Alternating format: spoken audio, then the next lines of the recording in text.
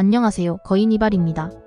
오늘은 신라 시대의 미스테리인 골품제도와 신라 왕족이 흉노족의 후손이라는 가설에 대해 알아보도록 하겠습니다.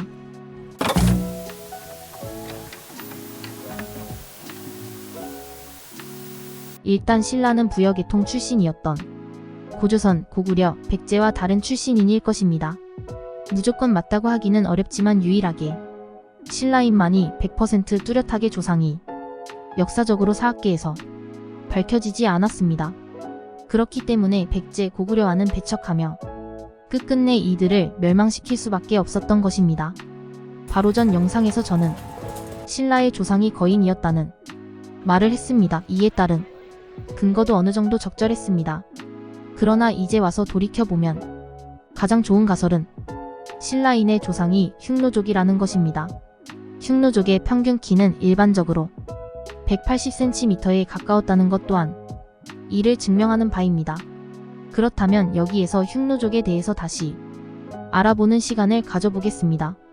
흉노족은 일반적으로 우리 역사에서 이름부터 별로인 민족으로 알려졌습니다. 하지만 흉노족은 청나라의 지배계급이었던 만주족처럼 북방 계열 하나의 민족일 뿐이었습니다.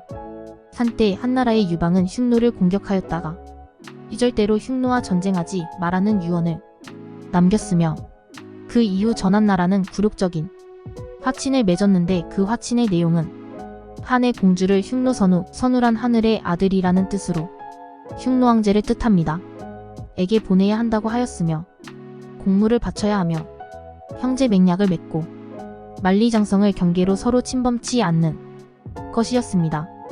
형제 맹약이었지만 형은 흉노, 한나라는 동생으로 취급한 것을 알 수 있습니다. 결국 멸망하여 중국에게 오랑캐 취급을 받았지만 흉노족은 당시 한족을 위협과 두려움에 떨게 만들던 하나의 큰 세력이었습니다. 또한 얼마 전 헝가리에서는 흉노족이 자신들의 조상이라며 인정해달라고 하기도 했는데요. 이는 흉노족의 후손이 로마를 침략하며 게르만족을 격파한 것과도 의미가 깊습니다. 후손인 돌거를 튀르키예가 자신들의 조상이라고 하는 것도 흉노족의 엄청난 힘을 과시하는 하나의 예라고 할 수 있습니다. 그렇다면 다시 본론으로 돌아와서 신라는 왜 흉노족의 후손인 걸까요? 일단 당시 부여, 고조선의 활과 흉노족의 활이 매우 동일한 경향을 가지고 있습니다. 이는 두 민족의 유사성이 매우 크다는 것을 의미하는데요. 일반적으로 동이족으로 부르는 민족이 흉노, 부여였을 확률이 높습니다. 그렇다고 완전히 동일한 민족은 아닌 것이 각기 다른 부족적 특성을 지녔습니다. 부여로부터 고구려와 백제는 까마귀를 신성시했으나 흉노족과 신라는 정확히 같다고 할 수는 없지만 사슴뿔 형태의 장식을 취했으며 그 위에 봉황 장식을 동일하게 하였습니다. 그러므로 부여계통의 부족인 고구려 백제와 흉노계통의 부족인 신라는 다른 부족이었다고 볼 수 있으며 이를 뒷받침해주는 내용으로 흉노족은 금을 매우 숭상하였는데 신라 또한 동일하기 때문입니다. 신라와 가야국이 유일하게 삼국시대에서 금으로 만든 세공품을 사랑하였습니다.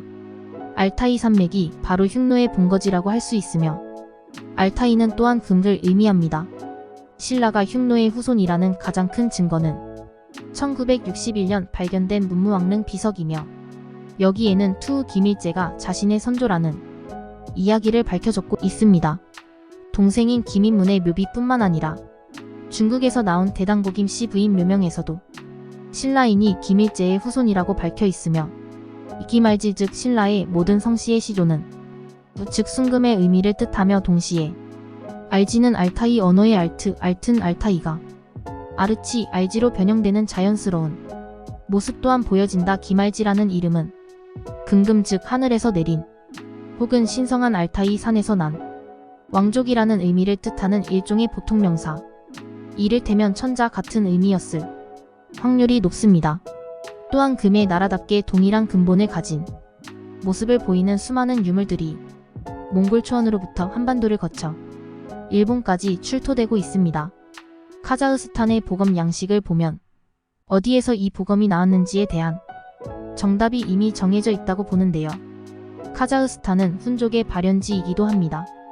훈족은 흉노족과 동일한 단어를 해외에서는 사용하고 있으며 대부분 흉노족의 후기 세력이라는 의견이 있습니다. 그렇다면 여기에서 또한 또 다른 하나의 미스테리가 풀립니다. 신라는 성골 계급이 가장 최상위의 계급으로 모든 특권을 독차지했는데요. 골품제도라는 말 자체가 뼈의 계급이 새겨져 있다는 말이니 그 힘이 얼마나 큰 것인지 느껴집니다. 성골 계급의 마지막 왕인 진덕여왕은 결혼할 성골 계급이 없었기 때문에 후사를 낳지 못하고 사라졌다는 말이 있을 정도로 당시 성골 계급은 철저하게 성골끼리만 결혼하였으며 이는 근친혼을 낳기도 했습니다.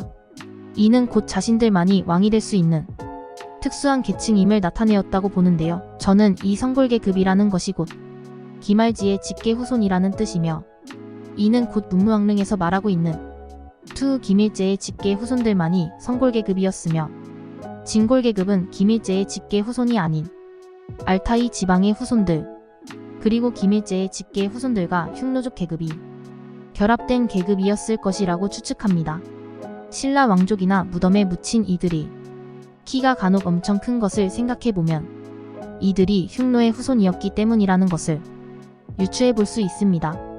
또한 이들은 분명 생김새가 백제, 고구려인들과 달랐을 것으로 예상되며 한반도의 토착 민족과도 생김새가 달라 한 번에 그들의 모습을 보면 그들이 왕족이라는 것을 눈치챌 수 있었을 것으로 생각합니다.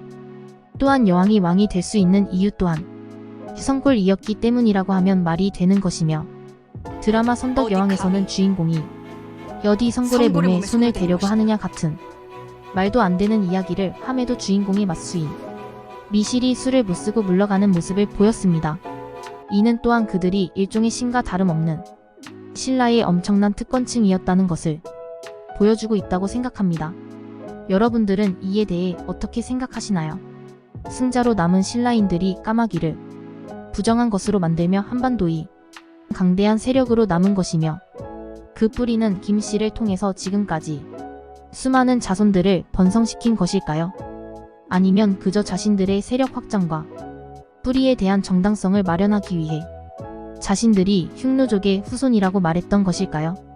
우리는 지금 그들의 의도를 알 수 없지만 그럼에도 불구하고 뜬금없이 쏟아지는 황금 유물들과 유목민족의 증거들은 어떻게 설명할 수 있을까요? 또한 그들이 남긴 근본을 알 수 없는 골품제의 성골, 진골은 어떤 의미였을까요? 이상 거인의 발이었습니다. 감사합니다.